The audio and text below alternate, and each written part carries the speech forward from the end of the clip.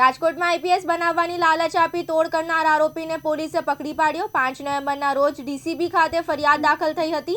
નકલી આઈપીએસના નામે 2.36 કરોડ રૂપિયા પડાવી લીધા હતા, ત્યારબાદ ફરાર થઈ ગયો હતો। છેતરપિંડી કરનાર આરોપીને પોલીસે પકડી પાડ્યો છે। સામાજિક કાર્યક્રમમાં આરોપી આઈપીએસ તરીકે પોતાની ઓળખ આપતો હતો અને આઈએએસ કે આઈપીએસ બનાવી દેશે તેવી લાલચ આપી કરોડોની છેતરપિંડી કરી હતી। શહેર ડીસીબી પોલીસ સ્ટેશન ખાતે ગત 5 નવેમ્બર 2025ના રોજ છેતરપિંડીનો એક ગુનો દાખલ થયેલો હતો। એમાં વિવેક ઉર્ફે વિકી પ્રવીણભાઈ દવે અને હરિભાઈ ગમારા નામના બે આરોપી હતા।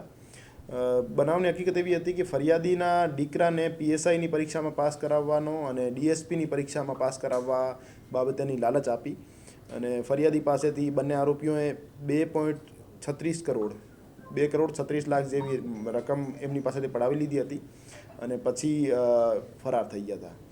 તો માનનીય સીપી સર બ્રજેશકુમાર જાસર અને એડિશનલ સીપી સરની સૂચના અનુસાર ચિરાગ જાદવ સાહેબ પીઆઈ ડીસીબી પોલીસ સ્ટેશનની ટીમ દ્વારા વિવેક ઉર્ફે વિકી પ્રવીણભાઈ દવે નામના આરોપીની ધરપકડ કરવામાં આવી છે।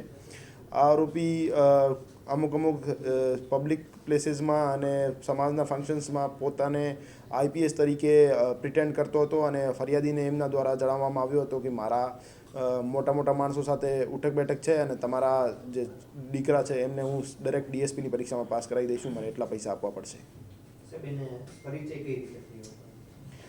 એમના ગામના જ એક ફરિયાદીના ગામના જ એક ગમારા કમ્યુનિટીના જ માણસ હતા આગેવાન, એના મારફતે એમનો પરિચય થયો હતો વિકી દવે અને હરી ગમારા સાથે। हमारा પાસે આ બાબતે એક જ ફરિયાદ મળી છે, પર બીજી જિલ્લાઓમાં એક બે ટેલિફોનિક ઇન્ફોર્મેશન અમને મળી છે કે એવા એક વિક્ટિમ છે જેમાં પાસેથી એના આ જ રીતે પૈસા પડાવી લીધે છે।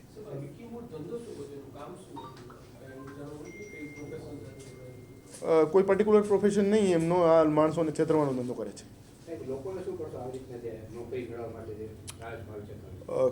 કોઈ પણ સરકારી નોકરી જે છે પૈસા આપીને નહીં મળતી। આપને પ્રોપર જે એક્ઝામ હોય છે આ એક્ઝામ પાસ કરવાની હોય છે અને એક્ઝામ પાસ કર્યા પછી જ કોઈ પણ જગ્યાએ પૈસા આપ્યા વગર તમને અપોઇન્ટમેન્ટ મળી જાય છે। તો એવી કોઈ પણ લાલચ લોભામણીમાં નહીં આવતા અને કોઈ પણ માણસ એવું તમને કહે કે હું પૈસા આપીને તમને નોકરી લગાવી દઈશું, સરકારી નોકરી લગાવી દઈશું, તો એ બાબતે તરત જ નજીકી પોલીસ સ્ટેશનમાં જાણ કરવી અને એવા કોઈ માણસને પૈસા નહીં આપવા।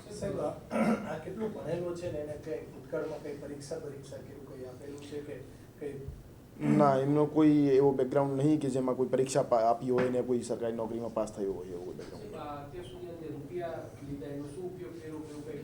આ બાબતે અમે ફર્ધર એમનું ઇન્વેસ્ટિગેશન કરી રહ્યા છે કે આ પૈસા ક્યાં સગે વગે કર્યા ફરિયાદી પાસેથી ને અમને રિકવર કરવા માટેના પ્રયત્ન અમે કરી રહ્યા છીએ।